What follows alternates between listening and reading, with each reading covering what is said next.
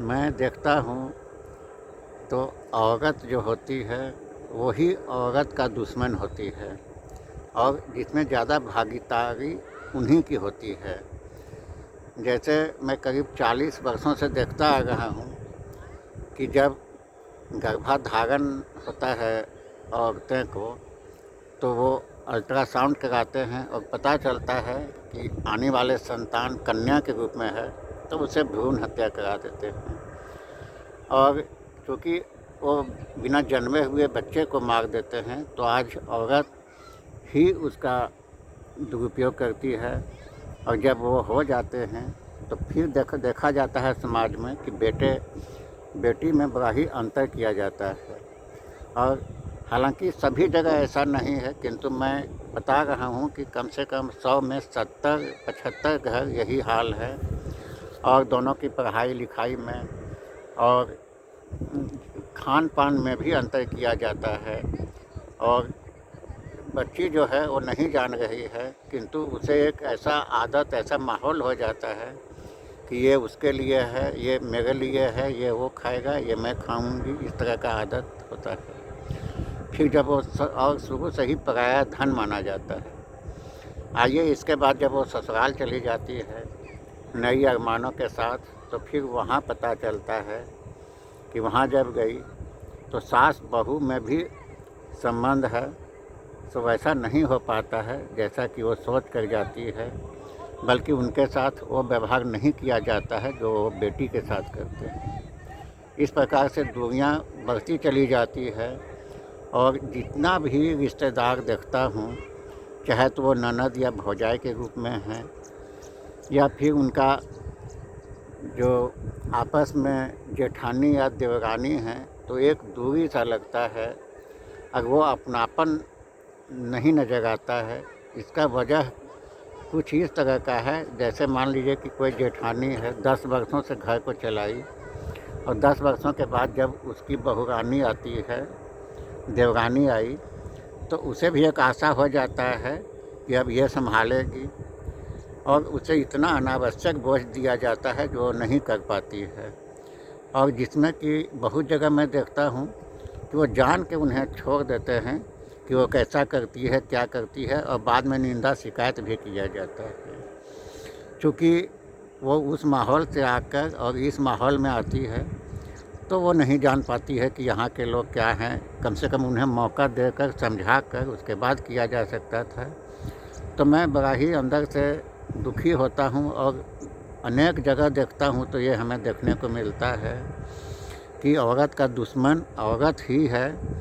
हालांकि उनके साथ पुरुष भी सहयोग करते हैं, किंतु अधिकतर यदि महिलाएं सोच लें कि मैं अपनी जाति के साथ ऐसा नहीं करूँगा, तो आज कोई भी कन्या है ससुराल में या फिर मायके में ही, तो वो एक अच्छी ज़िंदगी व्यतीत कर सकती है। और कहीं कहीं बहू को भी देखा जाता है कि वो सास का सम्मान नहीं करती है और उनकी बात को न मानकर और अपनी मनमानी करती है, जिससे वो भी दुखी होते हैं। यानी किसी भी रूप में आप देखेंगे तो औरत का, चाहे वो किसी रिश्ते में पड़ जाए, तो वो उनके साथ वही दुश्मनी का व्यवहार रखते हैं, बदले की भावना रखते हैं।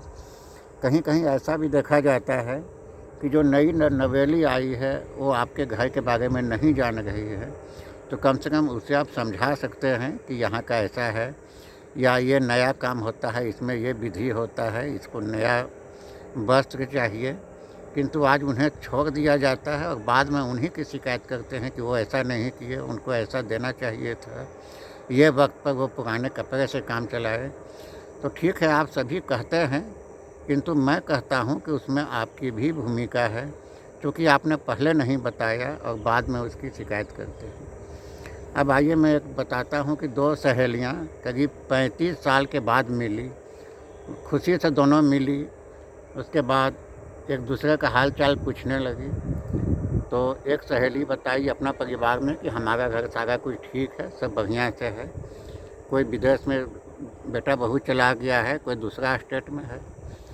और इसे पूछा गया कि तुम बताओ, तो बताती है कि क्या बतावें, हमारा दामाद बहुत अच्छा मिला है, लेकिन क्योंकि हमारा बेटी जब घर में रहती है तो हमारा दामाद सब्जी भी काट देता है, चूल्हा भी जला देता है और कभी मौका पड़े तो बर्तन भी धो देता है। किंतु हमारी बहू जो है ना, वो ठीक नहीं मिली। तो पूछा कि क्यों, क्या उसमें दोष है, क्या खराबी आप देख लिया? तो बताती है कि हमारा बहू मैंने उनसे हमारे बेटा से पानी भी भरवा लेती है, सब्जी भी कटवा लेती है, कभी बर्तन भी धोवा लेती है। यानी दोनों एक ही बात बोल रही है, किंतु एक जगह जो है तो बहू का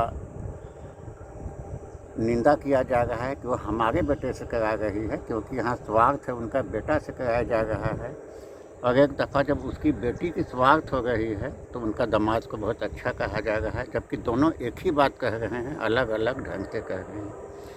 कुल मिला जुला कर कहने का भाव यही है कि जो भी महिलाएं इस वीडियो को देखेंगे, सुनेंगे, तो आप इतना कम से कम प्रयास अवश्य करेंगे कि हम औरत जाति का दुश्मन बनकर नहीं रहें, बल्कि उसे हृदय से लगाकर उसकी भावनाओं को समझेंगे और कब किसका जो ज़रूरत हो उनके समय के अनुसार उनकी सेवा भी करेंगे। और सेवा करने और कराने के लिए जो आपका वचन में मधुरता होना चाहिए उसका भी इस्तेमाल करेंगे। आज का वीडियो मैं यहीं समाप्त करता हूँ।